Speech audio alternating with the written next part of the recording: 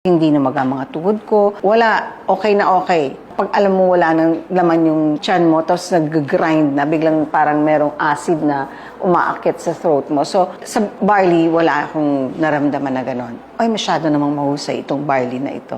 Sasabihin nila, oy, di itry nyo.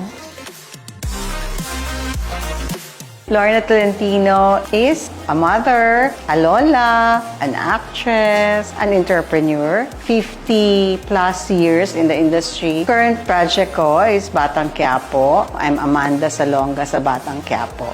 Ang hirap mag-maintain ng weight pag nasa senior year ka na, mas mabilis kang tumaba siguro dahil humihina na yung metabolism mo. And then, syempre, yung health mo, kasama rin yun, merong deterioration, hindi naman pwedeng hindi. Lahat na ng klaseng diet na try ko na. From keto, intermittent, 1 meal a day, di ba, maraming nauso na ganyan na diet. Yan, ang lahat na yan na try ko. Kasi nga, hindi ako masyado ma-exercise. Dati, bowling, badminton, ano rin ako rock climbing, tapos with Tori. And then, yoga, Bikram, swimming.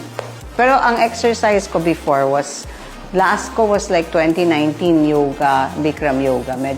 Ngayon, medyo hindi because nagkaroon ako ng problem sa Nico. So, pero okay na siya ngayon. Hyperacidic ako, parang meron akong, kasi may gastric ulcer ako, pero na-cure na yon.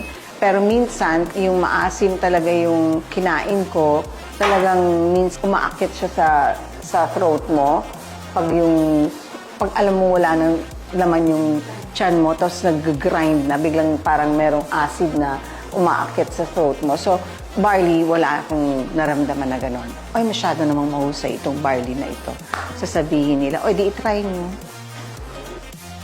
A friend, biglang nagpadala, so trinay ko.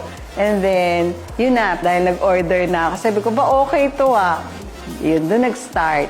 Sugar niya, parang wala.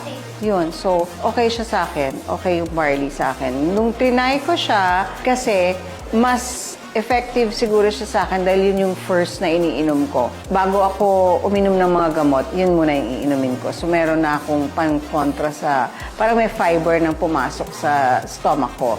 So may lining na ng fiber na barley bago ko iinom ng mga medicines and other vitamins. I have 2 maintenance sa morning kasi. Yun, for my heart, and then vitamins na yung iba. So, parang coated na yung stomach ko. Okay siya sa akin kasi more than 10,000 steps ako. At saka pinakamababa kong steps na nagawa sa abroad is mga 5,000. Minimum ng 5,000, maximum ng 10,000 above. Tapos, hindi na mga tuhod ko, hindi okay na okay.